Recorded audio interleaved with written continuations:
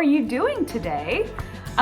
For our lesson today in our Storymakers zine, we are on our third lesson, or the third chapter in this zine, and the name of the lesson is Mountaintop.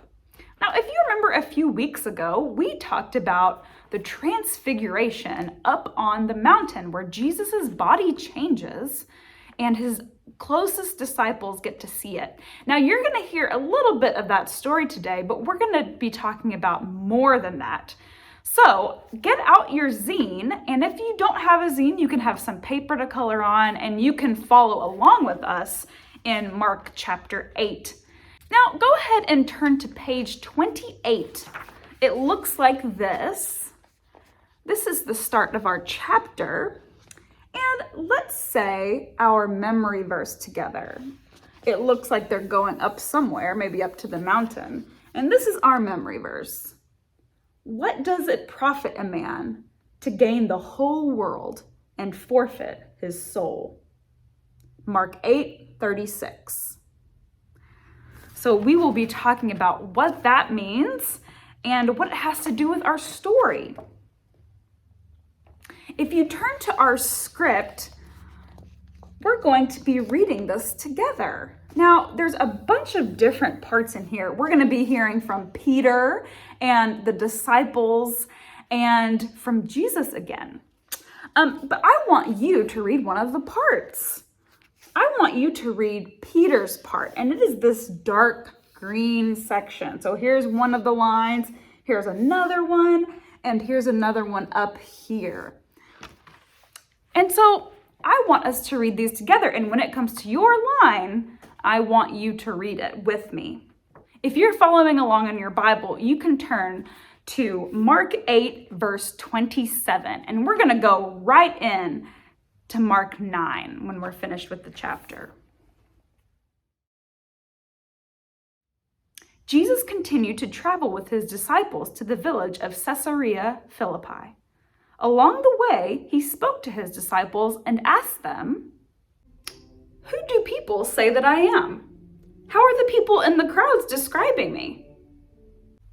Some say you are Elijah or your cousin John. Who do you all think I am?" This is your turn.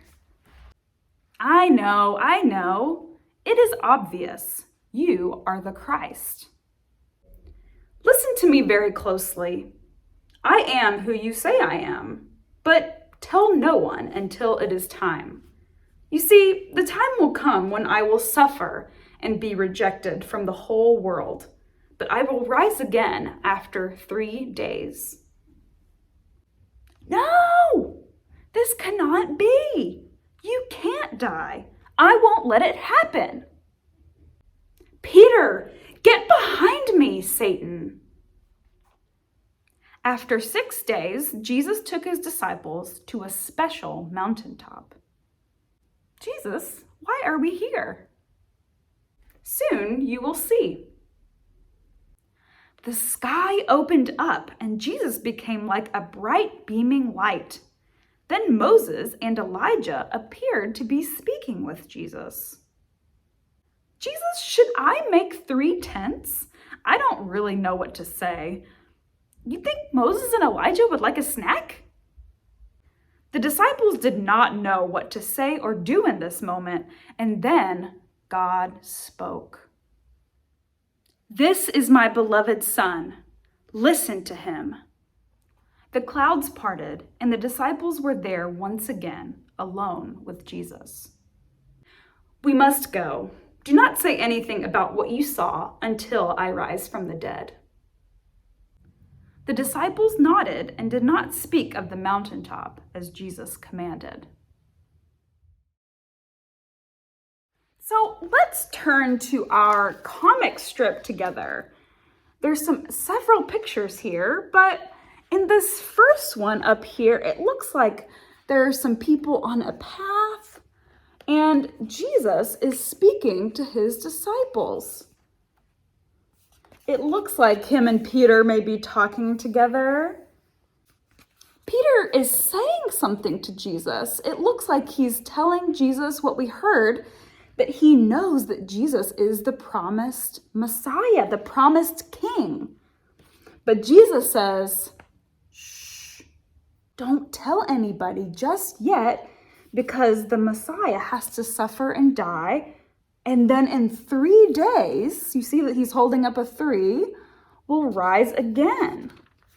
Look at this face. It looks like Peter doesn't like that information. It looks like he's almost crying.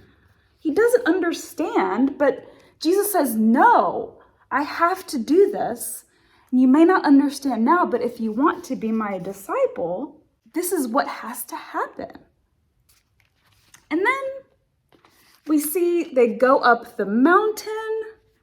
His disciples follow, and look, it looks like there's a shining light, and here's Jesus surrounded, and Peter wants to build a shelter for them.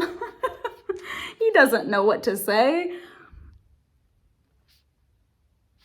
And then in this picture right here, that is so pretty. It looks like Jesus is being covered in light.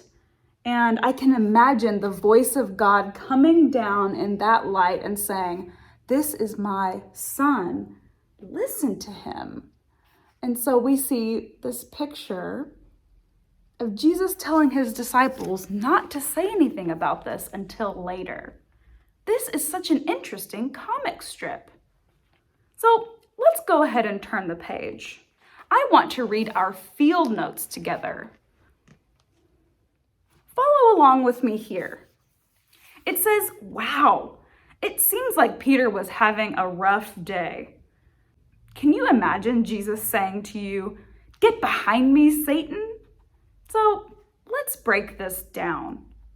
Here's the deal. When Jesus was telling his disciples of all the hard stuff coming his way, they knew deep inside that it would mean challenge for them too. You see, when we think of a hero or someone saving us, we don't really want it to be hard. We want it to be easy. So when Jesus said it would be tough, Peter wasn't just defending Jesus, he was defending himself. And the mountaintop was another tricky moment for Peter. It seems like he got nervous and didn't know what to say, and so he reacted with excitement and anxiety. Staying still and taking in the moment was so hard for him to do. Whew, I can relate to that, can't you? So in these sections down here, I want you to read more. It says, this one talks about Elijah. Did you know that Elijah was one of the most powerful prophets in the Old Testament and that he never died? This says that Jesus was the king who would suffer for his people. And that's really what I want to mention to us today, is that when I think of a king or a hero, I think of power and muscles. And I think of a crown on their head. What kinds of things do you think of when you think of somebody powerful coming to save you?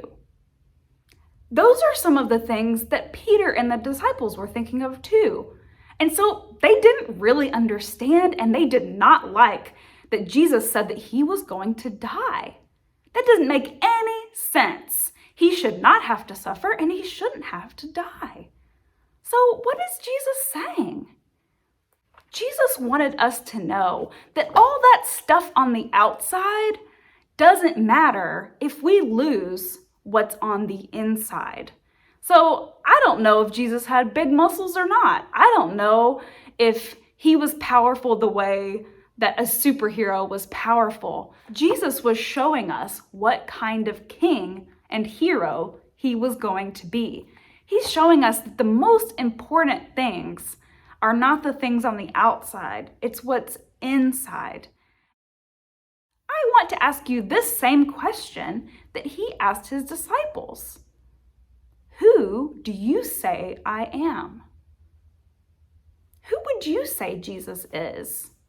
If he asked you, how would you respond? I think there's a lot of good answers. The Bible talks about Jesus as a king, The Bible also talks about Jesus as our friend, our brother, our shepherd, somebody who loves us more than we could ever understand. And I want you to think about how you think of Jesus. Who do you say I am? Is he your friend? Is he your father? A good shepherd? That makes me a sheep, which I kind of like.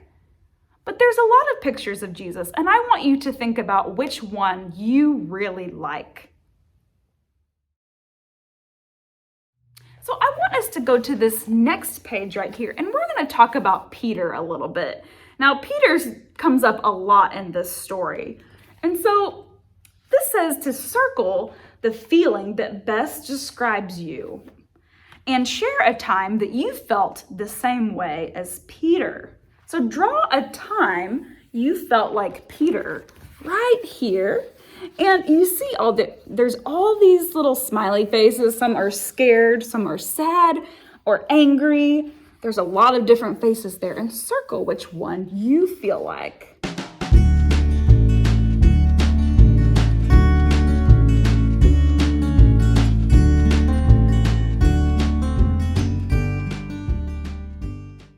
Now, in this comic strip section, it says, our story begins in the village of Caesarea Philippi and ends on the mountaintop. Can you imagine traveling with Jesus? Imagine yourself as one of the disciples and draw yourself into the story in these panels. Would you be Peter? Or maybe you would be another disciple who is more quiet. Think about this story and how you fit into it. And I want you to draw that right here.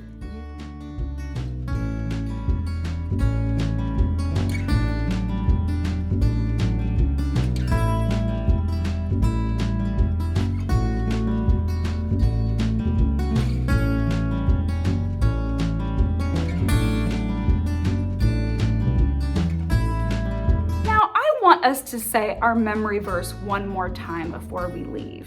Turn back there with me and let's say it together.